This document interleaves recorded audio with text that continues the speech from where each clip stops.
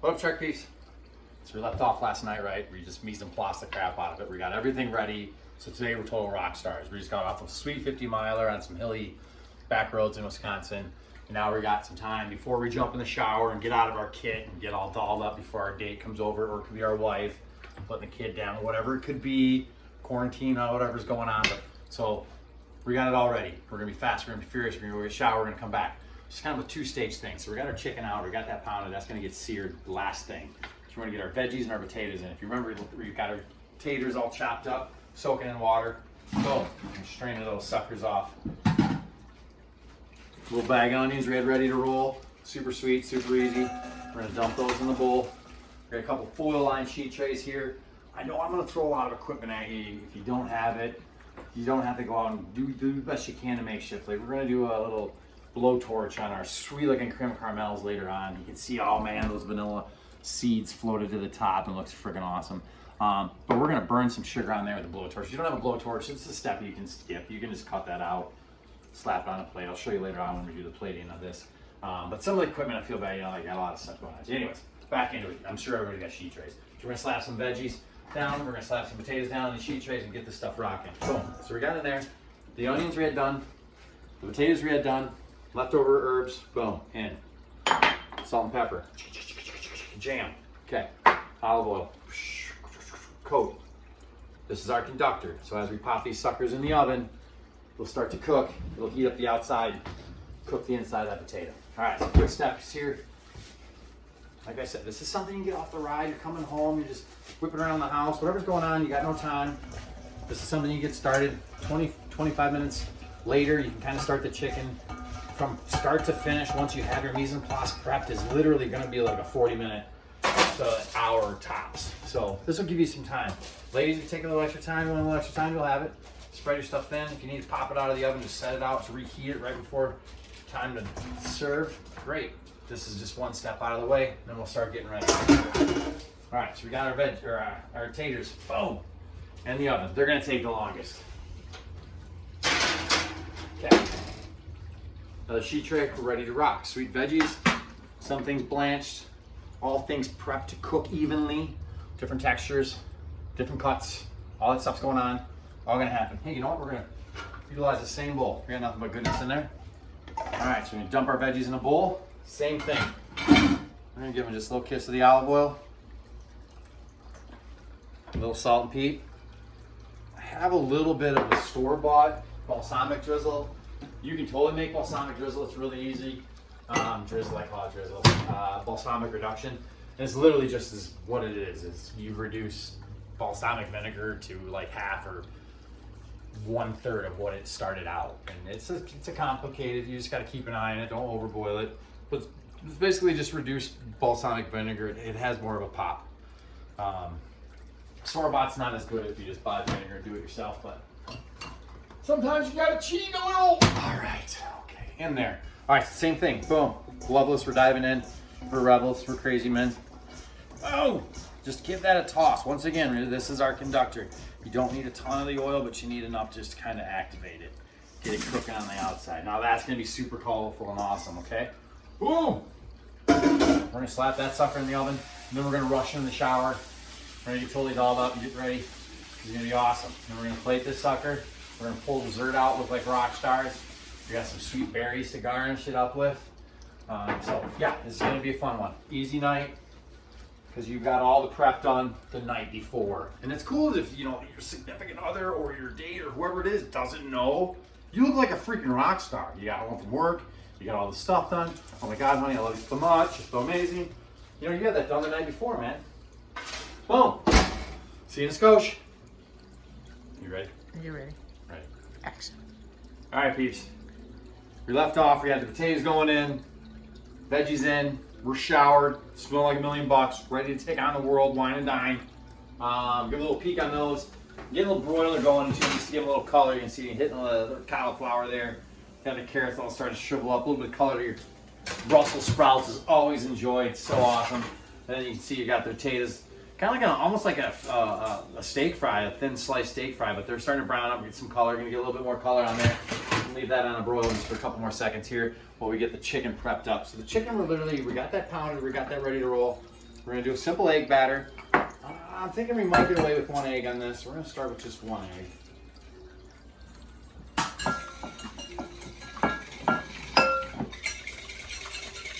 Give that a little whisk around. You know what? We're gonna need 2. Let's be honest, folks. All right, so you want to coat that. So what we're gonna do is we're gonna kind of do a dredge, simple dredge. There's gonna be no breadcrumb. It's just gonna go right from floured up chicken breast into this batter. And in this batter, I'm just gonna throw about, I got a little bit of flour here. I'll throw about a tablespoon of flour. I'll throw a little bit of flour here to coat them with. And then the same with the cornstarch, about a tablespoon of cornstarch as well. I'm just gonna hit this with a pinch of salt and pepper in the finished product. Give that all a whisk up in there, get that all ready to roll. So a real simple batter, it doesn't take a lot. It's kind of like a tempura batter almost. All right, so that's doing, we're gonna shut off our broiler. Got smoke coming, we're good. Where there's smoke, there's fire. All right, boom. Heat up this cast iron. It's gonna take just a little bit longer. We're gonna do that. We'll recoat our chicken. Boom. So you want a hot surface. You want that egg to really sear and kind of come off, locking all those juices of the chicken breast, all that good stuff. It's gonna be fast. It's gonna be furious. All right, boom. Chicken breast down. Give a light dusting. You do not want a lot of excess flour on this one. No pockets of gooey weirdness going on for us, folks. You can get all your cutlets or pounded chicken breast ready to go right in there. You could even, if you wanted to buy those little tenderloins, the tenderloins of the chicken, they're all right, but they got like a linkage piece of, I don't know, just a funny piece of meat there that there's linkage that just makes the meat kind of tough. It causes it to shrivel up weird. Anyways, so I'm not the biggest fan of those, but some people love them, so do your thing. Oh, all right, so we got that coated. Obviously I have more than enough for the 2 of us here. That's all right, we don't mind extras. All right, boom, get rid of those. Get that heated up. You feel the heat coming off there, looking good. Crank that up a skosh. I'm gonna use just a little bit of olive oil. We're not gonna go crazy on the oil on this component here. We're actually gonna take this, so we don't need a lot, we really just wanna cover the surface. But once we're done here, we're gonna sear this off, and then we're gonna take it right to making the sauce right in there. The sauce we got ready to roll is a lemon caper sauce. We got our capers, boom. I zested a little bit of lemon already. You can do the lime if you want. I think we're gonna have enough with that. We're just gonna hit our chandler one more time on this other half here. Get a little bit more citrus going on. You can add lime if you want, but I feel like lime's just gonna add a little extra acidity. It's just not needed. So we're just gonna stick with straight lemon. All right, looking good there. So we got our lemon, looking good. Everything else is over here. White wine to deglaze the cast iron. Crack that open so not too much heat stays in there. Lemon, capers, finish with cream. We're gonna tighten this all up. Okay, it's gonna go really fast here, folks. So this is even something you could do while you're, you kind of like, that's out, dates arrive, wife's coming up, whatever's happening, husband, whatever it is, you can kind of just do this to order and look like a rock star. Laying that down. Hot. Yeah, we're looking good. I'll start with my bigger pieces. Very simple batter. This gives it just a light, airy crispness to it. It's super delish. Alright, definitely there's one thing you don't want to do is crowd pan. So we're not going to crowd that sucker. We're likely going to do their thing. Alright, quick wash here. Like I said, those are thin. They're going to go fast. You're probably cook time maybe a minute, minute and a half each side. This is going to go really quick and then we're going to get to plating. Speaking of that, well, those are kind of doing their thing. There's our plate. There's our landing pad for all this freaking deliciousness. Now let's just get those suckers pulled out of the oven, set there waiting for us. And we'll just start plating up. Boom! Boom! Alright, you can hear them suckers crispy frying up on us. Middle is probably going to go the fastest. He's got the induction cooker heat hot spot there going on, so keep an eye on these. They're going to go fast. Got color there. That little guy's done. Boom, looking super awesome. Look at that. We got color there. And the reason you don't want a lot of oil is because you are going to make the sauce in this pan. So whatever residual oil is in there is going to stay in your sauce. You can pour it out in your sink. You can kind of get rid of the residuals if you want. But we're just not going to use a lot of oil, so then we don't have to worry about it. All right, we're looking real good there.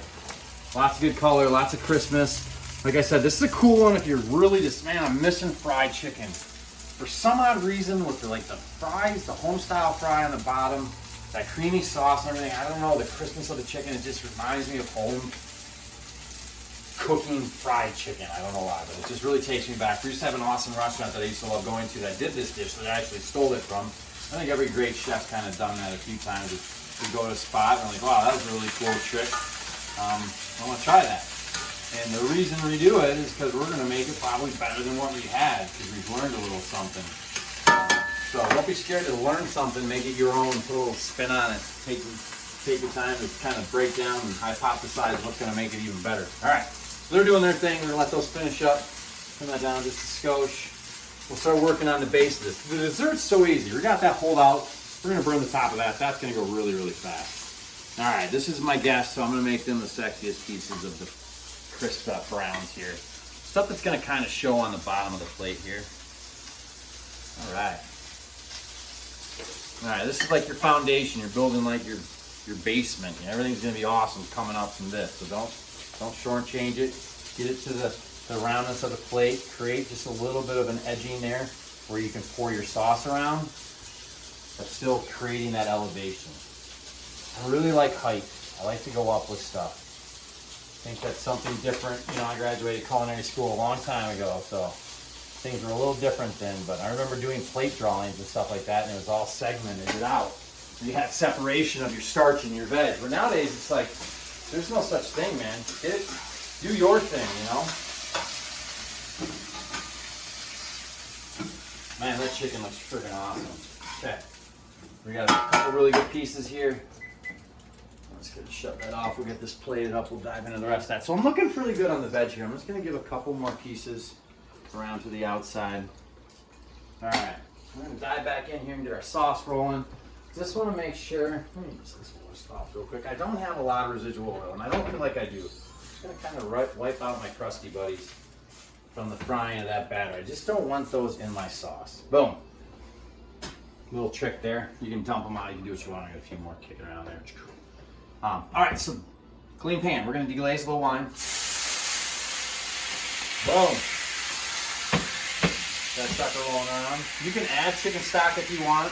I'm not. I like the wine. See it all bubbling? Add some cream. Just pour that around. You can overthink this. You can do it. You can make it real simple, though, and just stick with the regular recipe. I'm just going to add the lemon, the zest. Oh, you sneaky little booger. Looks like we got a seed wanted to join the party. Get out of there, buddy. Okay. I'm gonna dollop of capers in there. We're gonna let that reduce. So we're gonna take that cream. You can see it's gonna start to bubble around the edges there. Once those bubbles hit like a tight, dark, it's really white right now. You're gonna see it start to become a cream or like a beige color. We want almost like, not a caramel.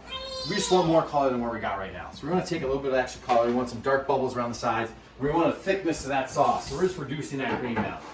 We're just gonna make it awesome. While we're doing that, that's doing its thing. Turn that down so it's not going crazy on us.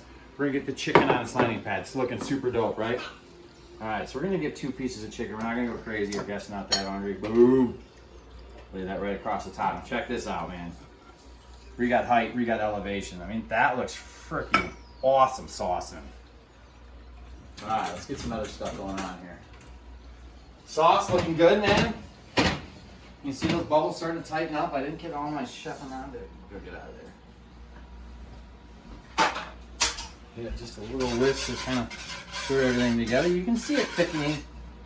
You see it starting to get tighter. Takes a couple minutes, but not too long. All right. Well, that's doing its thing. I'll kind of walk you through the dessert. So we got that ready. We're gonna sauce that. We're gonna send that. That's gonna be awesome. The dessert, like I said, came out pretty sweet. At this point, you can do a couple different tricks. You can just serve it. Doesn't need to do anything fancy at this point. You just need to kind of take a rim around that and get that sucker to pop out. These things, 4 or 5 days later, are awesome. 2 days later, awesome. They last really well. About a week. But the caramel will come off. So hopefully if we did this right, This should pop right out, and that caramel should be a liquid. Boom. Look at that. That's freaking awesome. And look, all the caramel kind of came out of the bottom. You can see there's a little bit of the hard candy still in the bottom there. That's all right. 2 days later, that will all come out. That will all be deliciousness. Boom. There they are. We're sauced. All right. So you can grab the whole saucepan if you want. I'm a savage. I'm diving right in. We're just going to rim this sucker. It's like a moat of deliciousness just slathered up on the side of that beast. I mean, look at that. That looks freaking awesome, right? We're not done yet. So you're looking super sweet now. You could just take that, slam it down. She's happy, you're happy, he's happy, who's ever happy, happy. But look, we're just gonna add a little bit of microgreen. These you can pick up at any store carries these.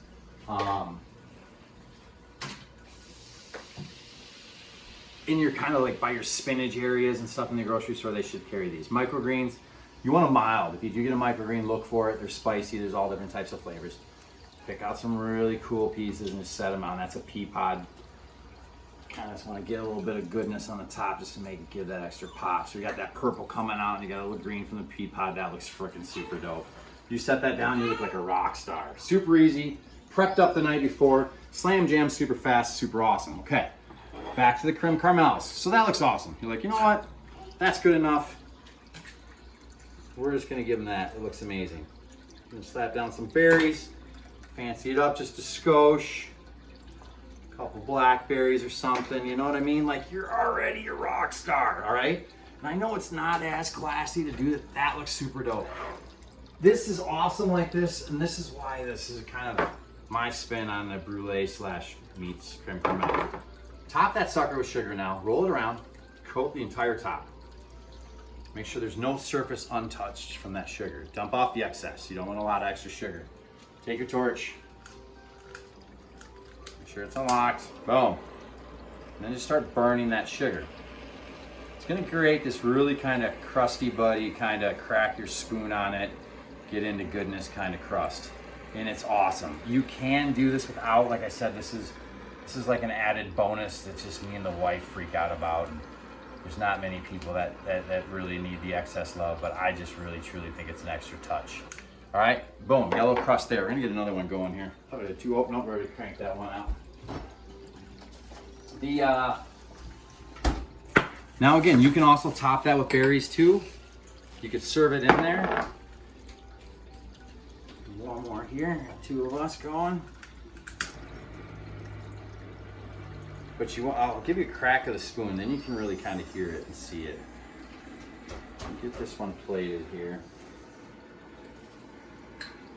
And who doesn't like playing with the torch, right? I mean, just give me a reason to break out a blowtorch, and I'm pretty much in heaven. All right, got a little bit extra on there, color-wise. So like I said, you can kind of set this on the plate. Spoon, ready to crank.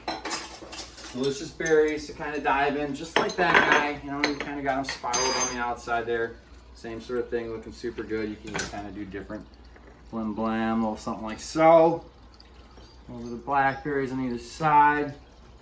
Even spackle a couple blueberries. Boom! All right, same sort of thing, looking awesome. This is why I really like this. This is awesome. You're done. You're looking cool. This, I don't know if you can hear that. Oh man, it's like a crust, right? And then when you crack through that, oh, it's like a sugary extra layer of goodness right on top, man. I gotta try it, but I kind of can't help this. And then you pull up that caramel from the bottom. Holy shit balls. Oh my God. Oh. That's freaking amazing. All right. If you're not getting brownie points for this, I don't know what is. What a cool concept, right? Date night. Mise en place the night before, looking like a rock star day of. Folks, Squirrel's here for you. Keep coming, keep the ideas, keep the love flowing. We got a few more days. Let's get through it together, folks. All right, mad love to my track peeps and all my family out there.